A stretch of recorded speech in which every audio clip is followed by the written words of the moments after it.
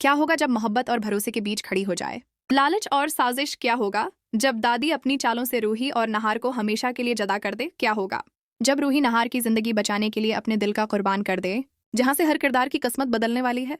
अब देखिए किस तरह दादी अपने खेल की अगली बाजी खेलती है। दादी को अच्छी तरह पता था कि रूही नहार के लिए अपनी जान तक दे सकती है और उसी कमजोरी को दादी ने हथियार बना लियान पीसों के लिए दादी ने रूही को मजबूर कर दिया। रूही के सामने कोई रास्ता नहीं बचा और उसने दिल पर पत्थर रखकर दादी की बात मान ली। रूही दादी के साथ पैसे लेकर अस्पताल पहुंचती है, लेकिन जब वो पैसे मांगती है तो दादी अपना नया ड्रामा शुरू कर देती है। दादी रूही से कहती है कि वो ऐसे पैसे नहीं दे सकती। पहले रूही को ये वादा करना होगा कि नहार के होश में आने से पहले वो नहार की जिंदगी से हमेशा के लिए दूर चली जाएगी। रूही जानती है कि अगर इलाज फौरन शुरू न हुआ तो नहार को बचाना मुश्किल होगा।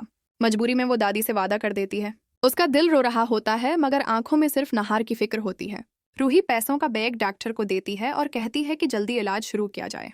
डॉक्टर फौरन नहार के पास पहुंचते हैं और इलाज शुरू कर देते हैं। रूही की सांसों में जैसे कुछ सुकून आ जाता है, मगर उसी वक्त दादी गुस्से से रूही के पास आती है और कहती है, अब यहाँ खड़ी होकर क्या कर रही है? रूही हाथ जोड़कर कहती है कि वो नहार से आखिरी बार मिलना चाहती है, लेकिन दादी उसे याद दिलाती है कि उसने वादा किया है, अगर नहार ने उसे देख लिया तो कभी जाने नहीं देगा। रूही की आंखों से आंसू बहते हैं और वो दादी से मनते करती है। आखिरकार दादी कहती है कि वो नहार को एक बार होश आने से पहले देख सकती है, लेकिन फिर उसे हमेशा के लिए दूर जाना होगा। रूही नहार के पास जाती है, उसका हाथ अपने हाथ में लेकर कहती है कि नहार को बचाने के लिए यही उसका आखिरी रास्ता था और शायद उनका साथ यहीं तक था। रूही दिल थामकर वहां से चली जाती है और दादी दिल ही दिल में खुश हो जाती है। दादी घर वालों को फोन करती है और बताती है कि नहार का इलाज शुरू हो चुका है। घर वाले दौड़े दौड़े अस्पताल पहुंचते हैं और दादी ये झूठा सहरा अपने सर बांध लेती है कि उसने सही वक्त पर पैसे जमा किए। सब दादी की तारीफ करते हैं और सुकून का सांस लेते हैं गाने में। रतन पूछता है कि रूही कहाँ है? दादी साफ झूठ बोल देती है कि उसने भी रूही को नहीं देखा। कुछ देर बाद ऑपरेशन मुकम्मल होता है और डॉक्टर बताते हैं कि नहार को जल्द होश आ जाएगा। घर वाले खुश हो जाते हैं। दूसरी तरफ रूही अपने घर पहुंचकर सामान बांधने लगती है। नहार की यादें उसे तोड़ देती हैं, मगर दादी से क्या हुआ वादा उसे मजबूर कर देता है। रूही आंसुओं में डूबकर घर छोड़ देती है। आधर नहार को जैसे ही होश आता है वो सबसे पहले रूही का नाम लेता है।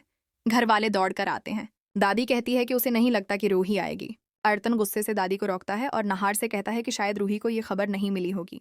नहार को लगता है कि उसने भी रूही को अपने हालात के बारे में नहीं बताया था, इसलिए शायद रूही को पता नहीं चला होगा। जब घर वाले नहार को साथ ले जाने की कोशिश करते हैं तो नहार साफ कह देता है कि रूही उसका इंतजार कर रही होगी और वो उसी के पास जाएगा। आर्तन और समर नहार को लेकर घर पहुंचते हैं, लेकिन वहां का मंजर देख सबके होश उड़ जाते हैं। सामान बिखरा पड़ा था और रूही कहीं नहीं थी। नहार बेचैन होकर रूही का नाम पुकारता है। पड़ोसी बताते हैं कि रूही रोते हुए अपना सामान लेकर कहीं चली गई थी और उसके साथ कोई नहीं था। यह सुनकर नहार को बड़ा सदमा लगता है।